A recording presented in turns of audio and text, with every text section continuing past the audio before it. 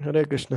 तो इस सत्र में हम देखेंगे बेसिकली शब्द प्रमाण, प्रत्यक्ष प्रमाण, अनुमान प्रमाण हम देख चुके हैं। और शब्द प्रमाण किस तरीके से सबसे ज्यादा बोनाफाइड है, ये विमान शास्त्र का हम कल देख लिए थे कि इस तरीके से वेदों को बोला जाता है अमोघ, जिनकी वाणी कभी गलत नहीं होती है जी, इस तरीके से। तो हम कल देख रहे थे कि वेदों में क्या क्या भविष्यवाणी है, वो क्या है, अपराज्य है, कभी पराजित नहीं होती है जी। तो उसमें हमने एक देखा गौतम बुद्ध, महात्मा बुद्ध के बारे में पहले से ही भविष्यवाणी की हुई है। कौन सा है? प्रथम स्कंद 3 अध्याय 24 नंबर श्लोक में। और वो आगे जाके क्या हुई, सही हुई, सत्य हुई। इसी तरीके से और भी बहुत सारी भविष्यवाणियां की हुई है। चाणक्य की 12वें स्कंद में आता है, पहले से बताया कि चाणक्य नाम के कोई व्यक्ति आएंगे और वो किस तरीके से चंद्रगुप्त चंदू नाम के एक छोटे से बालक को कैसे चंद्रगुप्त मौर्य बना देंगे, इस तरीके से। और कोई भविष्यवाणी आपको पता है जो शास्त्र में पहले से लिखी और बाद में सही हुई?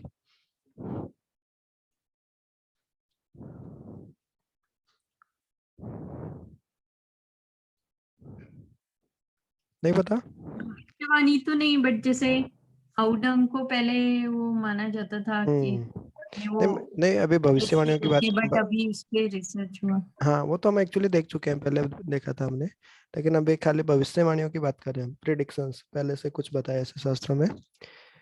तो देखते हैं और देखते हैं। सम्राट अशोक 12वां स्कंद, पहला अध्याय 12वां श्लोक। उसमें पहले से बताया कि अशोक नाम का एक व्यक्ति आएगा, राजा बनेगा, इस तरीके से।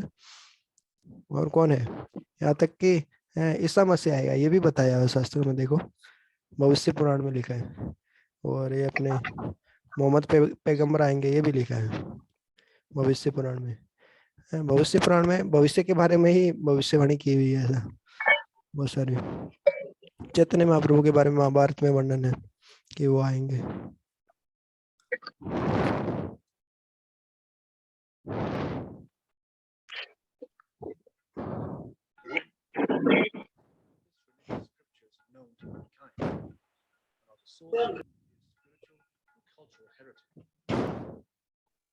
प्रभु जी, हम्म, प्रभु आवाज जी नहीं आ आपने रही? बोला था 4.2 श्लोक हम्म, मैंने याद किया है।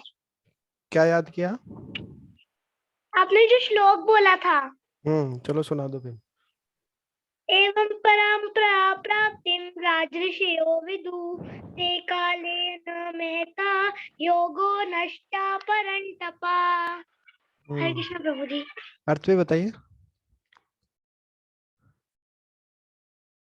अर्थ नहीं बताएंगे?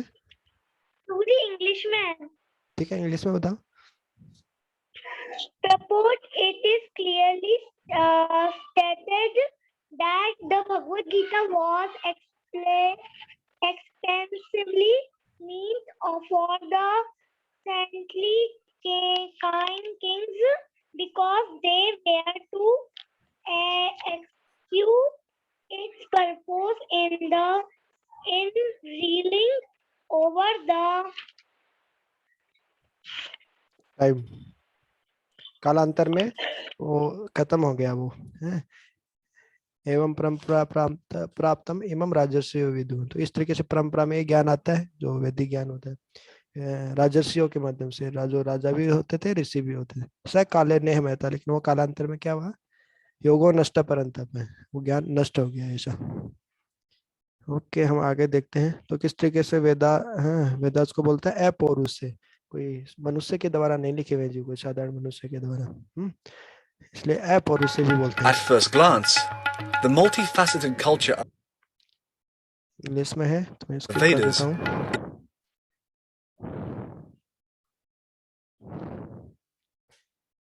तो किस तरीके से धीरे धीरे कैसे दिखाया गया कि वेद पढ़ने वाले या कर्म कांड करने वाले तो वो हैं, वो तो अनपढ़ लोगों के लिए होता है, वो है नीचा उनका। तो हमारा इस तरीके से किस तरीके से श्रद्धा को नष्ट किया गया, मुगलों ने किया, फिर अंग्रेजों ने किया। इसका एक वीडियो है पूरा। Early Indologists wished to control कि किस तरीके से and इंडिया को जीतना, तो उनको पता चला कि यहाँ की संस्कृति को नष्ट करना पड़ेगा। कल्चर बहुत स्ट्रांग था मतलब यहाँ का, तो किस तरीके से उन्होंने नष्ट किया ये सब कुछ उसमें बताया वीडियो में। तो भगवत गीता की प्रासंगिकता आज की दुनिया में, तो क्या भगवत गीता तो 5000 साल पहले बोले थे, अभी क्या हमारे लिए रिलेवेंट है, क्या है, कोई प्रासंगिक है क्या ये वास्तव में, क्या लगता है? हाँ है प्रभु जी। क्यों? वो तो अर्जुन को बोला था ना, महाभारत के युद्ध स्थल में लड़ाई करने के लिए बोला था वो तो, ताकि वो लड़ाई करे। नहीं, क्योंकि इसमें सभी तरह का ज्ञान है, मतलब कर्म योग, फिर ध्यान योग, फिर हमने कैसे खाना चाहिए, क्या एवरीथिंग, तो वो हमारे लाइफ से रिलेवेंट है ही। Okay, day to day life के जीवन को कैसे जीना चाहिए, हमारा मैनुअल है, लाइफ मैनुअल है भगवत गीता। सही बात है। आगे देखते हैं तो किस तरीके से अमेरिकी कांग्रेस महिला तुलसी गबार्ड द्वारा, तो ये तो हमको पता है क्योंकि हम इस्कॉन से जुड़े हैं, तो वो भी इस्कॉन से जुड़े ऐसे डिवोटी है। Aloha and namaste. 2020 is certainly a Vedas देखते हैं। हम विज्ञान जब पढ़ते हैं, जैसे फिजिक्स वगैरह, भौतिक विज्ञान, तो है ना, गणित वगैरह पढ़ते हैं, हम बहुत सारी चीजों को ऐसे मानते हैं जो कि हैं, जिनको सिद्ध नहीं किया जा सकता, फिर भी उनको हम मानते हैं। लेकिन शास्त्रों में थोड़ा भी कुछ ऐसे आ जाता है तो हमें विश्वास नहीं होता है, कि हम उसको स्वीकार नहीं कर पाते। लेकिन हमारी शिक्षा पद्धति में हम उसको, है एजुकेशन सिस्टम में उसको हम स्वीकार कर लेते हैं। ऐसा थोड़ा साइंटिफिक है तो उसको मैं अवॉइड करता हूँ। तो 4 संप्रदाय कौन कौन से हैं, 4 बोनाफाइड यूनिवर्सिटीज कौन कौन सी है, जहाँ से हम जिसमें एडमिशन ले सकते हैं? ब्रह्म संप्रदाय, रुद्र संप्रदाय, श्री संप्रदाय, गौड़ीय संप्रदाय, ब्रह्म गौड़ीय संप्रदाय, श्री संप्रदाय, श्री संप्रदाय। हाँ, तो श्री संप्रदाय हो गया, ब्रह्म संप्रदाय हो गया, रुद्र संप्रदाय हो गया, चौथा गौड़ीय चौथा संप्रदाय, निम्बार्क संप्रदाय। ये कौन सा संप्रदाय आता है? कुमार संप्रदाय, कुमार कुमार संप्रदाय या कुमार संप्रदाय। तो इन चारों में एडमिशन ले सकते हैं, बोनाफाइड एजुकेशन मिलेगा और डिग्री भी मिलेगी, उसकी भी वैल्यू होगी, मान्यता प्राप्त यूनिवर्सिटीज है। श्री संप्रदाय किन से स्टार्ट होता है? श्री मतलब लक्ष्मी जी, ब्रह्म मतलब ब्रह्मा जी, रुद्र मतलब शिव जी से। तो शिव जी भी क्या भगवान के भक्त हैं। वैष्णव नाम यथा संग, कि किस तरीके से सारे वैष्णवों में सबसे ऊपर है शिव जी, सारी नदियों में सबसे ऊपर है गंगा नदी, सारे पुराणों में सबसे ऊपर है भागवत पुराण। इस तरीके से श्लोक आता है भागवत में। चौथा कुमार संप्रदाय, जो चतुष्कुमार जो है ब्रह्मा जी के मानस पुत्र, सनक, सनंदन, सनत, ये चतुष्कुमार, तो उनसे 4 संप्रदाय आते हैं। तो श्री संप्रदाय का नेतृत्व करने के लिए कौन से आचार्य आए थे अभी रिसेंट में, हाल ही में? रामानुजाचार्य, रामानुजाचार्य। श्री संप्रदाय के लिए क्या माधवाचार्य नहीं थे? हाँ, माधवाचार्य ब्रह्म गौड़ीय ब्रह्म संप्रदाय। संप्रदाय के थे। हाँ, रामानुजाचार्य राम के अनुज, लक्ष्मण जी के अवतार। जैसे सबसे पहले महात्मा बुद्ध आए, उसके बाद में शंकराचार्य आए, उसके बाद में रामानुजाचार्य आए। रामानुजाचार्य की का दर्शन कौन सा है, फिलोसॉफी कौन सी है? जैसे महात्मा बुद्ध का कौन सी फिलोसॉफी है? निर्विशेष, शून्यवाद है, शून्यवाद फिलोसॉफी। और जो शंकराचार्य आए उनका जो दर्शन कौन सा है? मायावाद, है ना, या निर्विशेषवाद, कि भगवान का कोई आकार नहीं है। इस तरीके से बुद्ध का, महात्मा बुद्ध का कौन सा था? कि भगवान होते ही नहीं है, ऐसा शून्यवाद, सब शून्य हो जाएगा मरने के बाद, आत्मा होती नहीं है, इस तरीके से। फिर आए अद्वैत वो शंकराचार्य, उसके बाद में कौन आए? रामानुजाचार्य आए। रामानुजाचार्य की कौन सी दर्शन है? Equality, equality. बोलते अद्वैत, दो नहीं है, एक ही है, इक्वल है। तो भगवान और जीव बोले दो नहीं है, एक ही है, अद्वैत। नहीं, अद्वैत तो शंकराचार्य का हो गया कि दो नहीं है, मतलब दो नहीं है, एक ही है। अद्वैतवाद या मायावाद एक ही बात है। फिर ये आया, ये द्वैतवाद आया कि भगवान और जीव अलग अलग होते हैं जी, इस तरीके से। तो ये रामानुजाचार्य का दर्शन ठीक है कि यहाँ जीव और भगवान अलग अलग होते हैं। फिर उसके बाद माधवाचार्य आए ब्रह्म संप्रदाय में, उनका दर्शन क्या है? ये यहाँ पहले शंकराचार्य का अद्वैतवाद, फिर यहाँ से द्वैतवाद, ये फिर आया विशिष्ट द्वैतवाद, कि किस तरीके से जीव और भगवान दोनों अलग अलग है, लेकिन जीव क्या है, भगवान के अधीन है और उसका कार्य क्या है, भगवान की सेवा करना है, इस तरीके से। उसके बाद में कौन आए, विष्णु स्वामी, उसके बाद में निम्बार्क स्वामी। मतलब विशिष्ट द्वैतवाद में ही थोड़ा थोड़ा संशोधन करके फिर निम्बार्काचार्य की जो हमारे से मिलती जुलती है लगभग, अचिंत्य भेदा भेद जो चैतन्य महाप्रभु आके दिए हैं। तो इस तरीके से चारों संप्रदाय के, विष्णु स्वामी, फिर निम्बार्क स्वामी, नीम के पेड़ से इनका कुछ मुझे संबंध है। रुद्र संप्रदाय का क्या है बोले आप? जो ये फिलोसफी फिलोसफी सेम ही है, मतलब उसमें थोड़ा थोड़ा मॉडिफिकेशन होता जा रहा है। जैसे ये क्या है, रामानुजाचार्य का कौन सा द्वैतवाद है, फिर ये विशिष्ट द्वैतवाद की द्वैतवाद मतलब भगवान और जीव अलग अलग है। फिर विशिष्ट द्वैतवाद में भगवान और जीव अलग अलग भी है, लेकिन साथ साथ में भगवान और जीव क्या है, भगवान का सेवक है, उसका कार्य क्या है, भगवान की सेवा करना। फिर उसके बाद में विष्णु स्वामी में भी विशिष्ट द्वैतवाद के अलावा उसका थोड़ा सा मॉडिफिकेशन है कि और भी है, उसका भगवान जीव भगवान का अंश है, इस तरीके से। फिर निम्बार्क स्वामी का भी ऐसे है जीव कि किस, जैसे चैतन्य महाप्रभु का सिद्धांत क्या है, अचिंत्य भेदा भेद, तो उससे मिलता जुलता है लगभग निम्बार्क स्वामी अचिंत्य का। भेदा मतलब अचिंत्य भेदा भेद मतलब होता है भेद अभेद। जैसे जो शंकराचार्य का क्या दर्शन है, अद्वैत। अद्वैत मतलब अद्वैत दोनों ही है, एक ही है, जीव और भगवान एक ही है। और रामानुजाचार्य का कौन सा है, द्वैतवाद, कि जीव और भगवान अलग अलग है। तो उन दोनों को यदि मिला देंगे तो होता है अचिंत्य भेदाभेद, भेद भी है अभेद भी है, जीव और भगवान एक भी है और एक नहीं भी है। अच्छा, ऐसा कैसे हो सकता है? तो इसको बोलते हैं मतलब क्वालिटेटिवली एक है, गुण के हिसाब से देखेंगे तो एक है, वो भी सच्चिदानंद भगवान है, जीव भी सच्चिदानंद है। इन क्वांटिटी में बहुत अंतर है, मात्रा में बहुत अंतर है। वो एक समुद्र की बूंद की तरह है और भगवान पूरे समुद्र की तरह है, इस तरीके से। जैसे सूर्य की किरण सूर्य है कि नहीं है, सूर्य की किरण सूर्य है भी और नहीं भी है। जैसे सूर्य की किरण कमरे में आते क्या बोलते हैं हम, सूरज उग गया ना, सूरज आ गया। लेकिन सूरज थोड़ी ना आ गया, सूरज आ जाएगा कमरे में तो कमरा बचेगा ही नहीं। तो इस तरीके से ये अचिंत्य भेदा भेद है, दर्शन है। इसके बहुत सारे उदाहरण देखेंगे आगे जाके, थोड़ा आगे का विषय है, चैतन्य चरितामृत में आता है ये सब। तो बेसिक बेसिक देख रहे हैं अभी हम। तो ये चार प्रामाणिक हरे कृष्णा प्रभु जी। हाँ जी प्रभु बताइए। ये प्रभु जी श्री संप्रदाय जो शुरू इसके शुरू के गुरु कौन थे? शंकराचार्य। श्री संप्रदाय के रामानुजाचार्य है ना। जी जी, तो इसके पहले ही बोले ना शंकराचार्य। अभी महात्मा बुद्ध है ना, तो महात्मा बुद्ध के बाद में आए शंकराचार्य, उसके बाद में आए रामानुजाचार्य, उसके बाद में माधवाचार्य, विष्णु स्वामी, निम्बार्क स्वामी, फिर चैतन्य महाप्रभु आए। तो अपना जो आता है ये आता है ब्रह्म माधव गौड़ीय संप्रदाय, है ना। अपने संप्रदाय में माधवाचार्य आते हैं, फिर उसके बाद में चैतन्य महाप्रभु भी आते हैं हमारे संप्रदाय में। ब्रह्म माधव गौड़ीय संप्रदाय उसका गया, और भी उसका ऐसे परंपरा चलती चलती ब्रह्म माधव गौड़ीय संप्रदाय अपना संप्रदाय जो इस्कॉन का जो है, इस तरीके से है।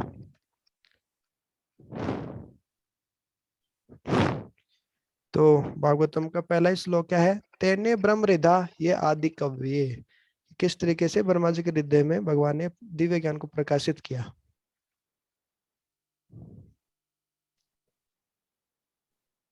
है तो ये परंपरा के माध्यम से ज्ञान आता है। जब परंपरा टूट जाती है तो इमम जो श्लोक सुना रहे थे सार्थक प्रभु, एवं परंपरा प्राप्त इमम राजेश, तो भगवान दोबारा से आके वो सही ज्ञान देते हैं, फिर से जोड़ते हैं, इस तरीके से।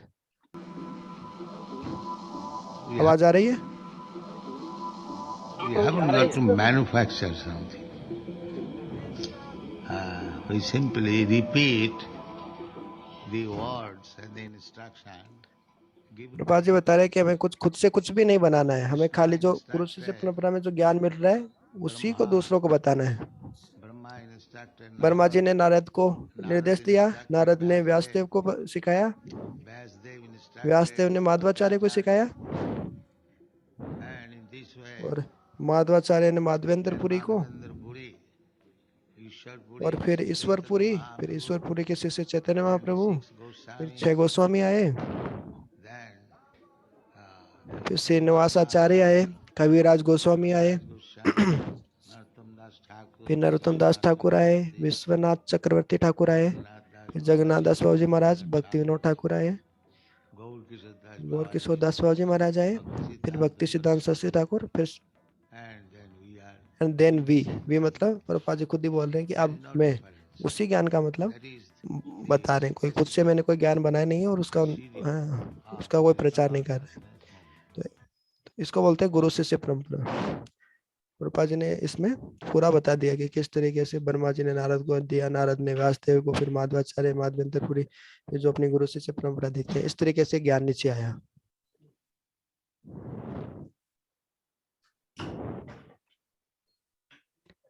पांच 5000 साल पहले भगवान के साहित्य के अवतार कौन थे? व्यासदेव, जो सभी वेदों को कलयुग में लोगों के लाभ के लिए लिख दिया। एक्चुअली अपन अब ये देखेंगे, एक चार्ट देखेंगे तो उसमें देखेंगे कि वेद 2 प्रकार के होते हैं, श्रुति और स्मृति। श्रुति मतलब जो खाली सुनते थे, जिनको खाली सुन के याद रखते थे लोग, श्रुति। तो उसमें वो उनको कभी ऐसे लिखा नहीं जाता था जैसे तो, लेकिन श्रुतिधर। हाँ श्रुतिधर हुआ करते थे लोग। लेकिन आजकल क्या मतलब, जैसे व्यासदेव ने देखा कि कलयुग के लोग तो मतलब सुनकर याद नहीं रख सकते, तो उन्होंने कृपा पूर्वक क्या किया, जो जितने भी शास्त्र थे उनको लिख दिया। तो यहाँ तक कि श्रुति शास्त्र मतलब श्रुति भी वो शास्त्रों में रूप में लिख दिया व्यासदेव ने। हालांकि पहले के सतयुग, त्रेता और द्वापर में शास्त्रों को ऐसे लिखा नहीं जाता था, विशेष रूप से श्रुति शास्त्रों को ऐसा। तो ये पूरा चार्ट है, और ये चार्ट बहुत ही गुह्य चार्ट है। और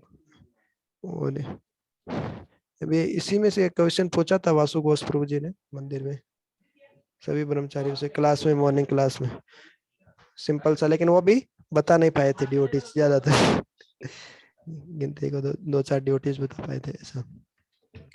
तो इसमें वैदिक ज्ञान को 2 भागों में बांटा गया, श्रुति और स्मृति। श्रुति में मतलब क्या, ऑथरलेस, इसके कोई ऑथर नहीं होते, और ये हमेशा कभी भी अपरिवर्तित रहता है ना, काल समय के हिसाब से परिवर्तित नहीं होता। लेकिन स्मृति में जो वैदिक ज्ञान है वो अलग अलग युगों में बदल जाता है ये ज्ञान। तो श्रुति में क्या क्या आते हैं, वेद, उपवेद और वेदांग, सब देखेंगे हम। श्रुति का और डिटेल में देखें तो श्रुति मतलब जिसको सुन के ही मतलब लिखा जाता, मतलब सुन के ही ये शास्त्र चलते थे। लेकिन बाद में व्यासदेव ने खाली कलयुग में इनको लिखा था, तो इनको बोला जाता है अपौरुषेय, मतलब किसी इनका कोई ऑथर, लेखक नहीं है। और बाद में कलयुग के स्टार्टिंग में व्यासदेव ने इनको इनकी रचना की थी। अब वेद कितने हैं? ऋग्वेद, यजुर्वेद, सामवेद, अथर्ववेद। और हर एक वेद में 4 प्रकार के 4 प्रकार होते हैं हर एक वेद के। संहिता होती है, संहिता मतलब कलेक्शन, संग्रह टाइप का जिसमें मंत्र वगैरह सब आते हैं। एक होता है ब्राह्मण, है ना, जिसमें कर्मकांड, रिचुअल्स कैसे करने हैं, है ना, जो रिचुअल्स वगैरह करते हैं, कर्मकांड करते हैं, वो कैसे करना है, मंत्रों को कैसे, मंत्रों को स्पष्टीकरण किया गया है। एक होता है अरण्यक, तो उस मंत्रों को अच्छे से एक्सप्लेन किया गया है। उपनिषद वो होता है ज्ञान कांड, जिसमें ज्ञान गुरु के पास में बैठ के जो सुनते थे, उप मतलब पास में, निषद मतलब बैठ कर जो ज्ञान लेते थे। तो ये मतलब हर ऋग्वेद में की भी 4 प्रकार है, यजुर्वेद में, सब में 4 प्रकार की चीजें देखने को मिलती है। तो ऋग्वेद के बारे में क्या जानते हैं? संहिता में मतलब आता है मंत्र और है ये सब, और अरण्यक मतलब जिसमें कर्मकांड, समारोह है ना, सेक्रीफाइस वगैरह ये सब। ब्राह्मणाज में मतलब कि रिचुअल्स के बारे में कमेंट्री, जैसे मान लीजिए रिचुअल्स बहुत सारे करते हैं कि कोई मर जाता है तो श्राद्ध वगैरह करते हैं, शादी में बहुत सारे रिचुअल्स करते हैं, कर्मकांड करते नहीं करते ब्राह्मण को बुला के, तो उसका पूरा ऐसे कर्मकांड की व्याख्या की गई है। उपनिषद में ध्यान, दर्शन और आध्यात्मिक ज्ञान के बारे में चर्चा है इस तरीके से। तो ऋग्वेद में पता है ऋग्वेद में क्या मुख्य रूप से क्या बताया गया है?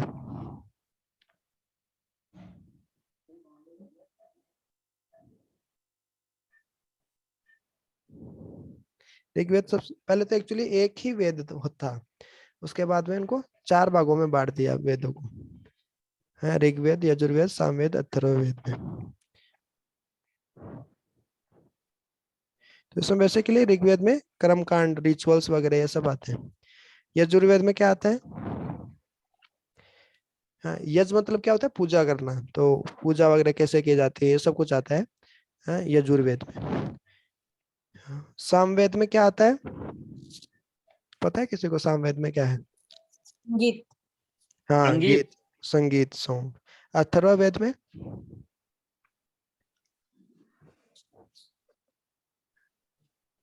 अर्थ अथर्ववेद, के बारे में। हाँ अर्थ के बारे में। हाँ, अर्थ के बारे में तो एग्जैक्टली नहीं है, लेकिन दिन प्रतिदिन की जो प्रक्रिया होती है उसको कैसे करना है, तो इसके बहुत सारे पार्ट है। अथर्ववेद में हम देखेंगे आगे जाके, इसमें उपवेद में आएगा। जैसे उपवेद में जो ये आयुर्वेद है ना, ये अथर्ववेद का ही पार्ट है। आयुर्वेद मतलब ऋग्वेद और अथर्ववेद का ही पार्ट है। तो वो दिन प्रतिदिन की प्रक्रिया ना, आयुर्वेद, चिकित्सा वगैरह सभी है, तो ये अथर्ववेद में भी आता है, अथर्ववेद का पार्ट है। गायत्री मंत्र किसमें है? ऋग्वेद में है। जो तो इस तरीके से है डिटेल श्रुति में। उपवेद में धनुर्वेद, धनुर्वेद मतलब जिसमें अस्त्र शस्त्र चलाना ये सब सिखाते थे, ये किसमें आएगा? उपवेद मतलब वेद का पार्ट है, उपवेद। तो धनुर्वेद किस ऋग्वेद का है, या यजुर्वेद का, सामवेद का, अथर्ववेद का? अथर्ववेद का होगा। यजुर्वेद में क्या होता है?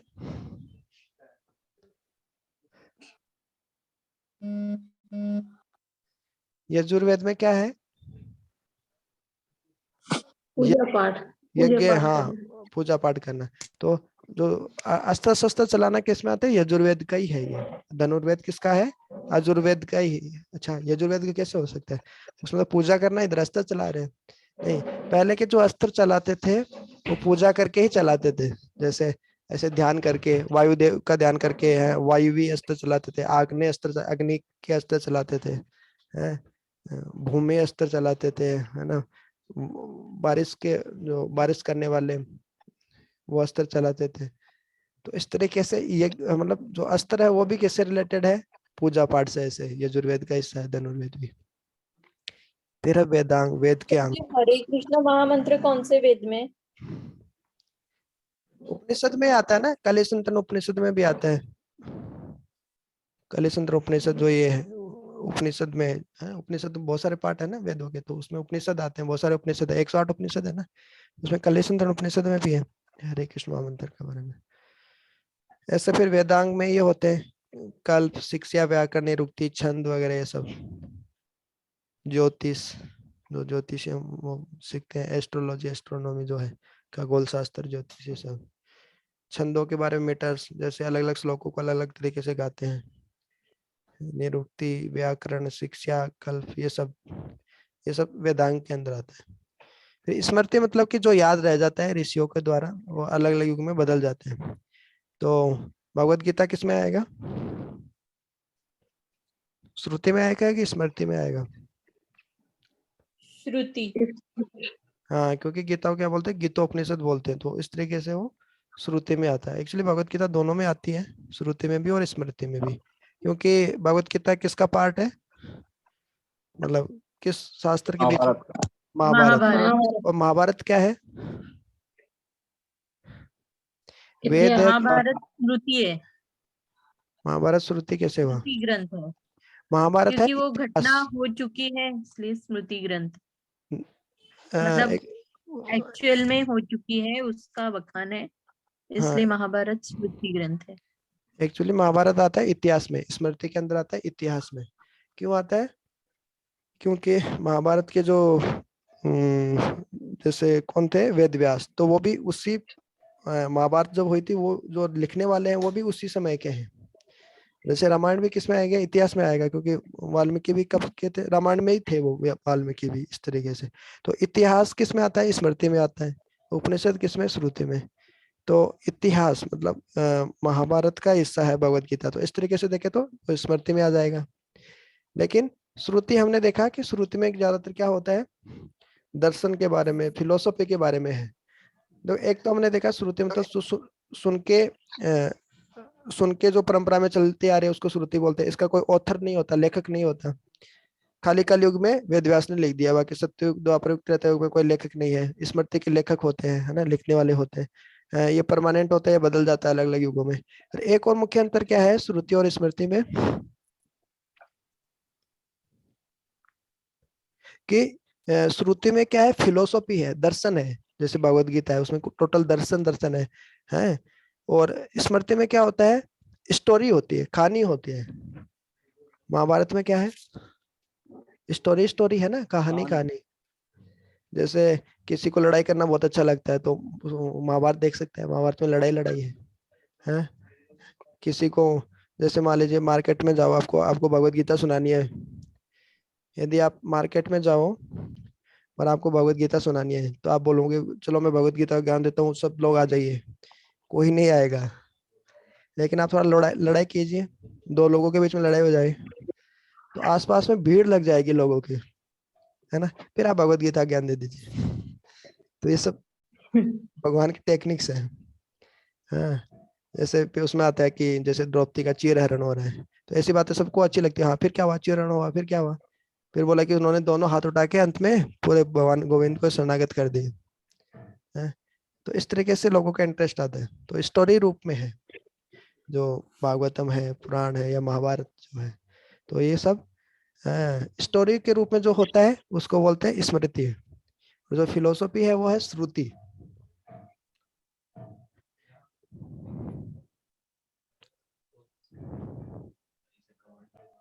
ठीक है, तो स्मृति में अनुष्ठान सूत्र मतलब रिचुअल कर्मकांड कैसे करते हैं, उसमें इतना सब कुछ है। धर्मशास्त्र, मनुसंहिता इसी के अंदर आती है। जो मनुसंहिता से पहले हमारा संविधान चलता था ना, अभी भी कुछ कुछ पार्ट लिया गया है संविधान में। तंत्र, एक होता है मंत्र। मंत्र मतलब क्या होता है, जिनसे मन को नियंत्रित कर सकते हैं। तंत्र में जिसको तन को नियंत्रित कर सकते हैं, शरीर को, बाय शरीर है उसको नियंत्रित कर सकते हैं। ऐसा पंचरात्र पुराण, जो 6 पुराण सत्वगुण में, 6 रजोगुण, 6 तमोगुण में, इस तरीके से पुराण है। प्रभु जी, भारत पंचरात्रि काय में आता है?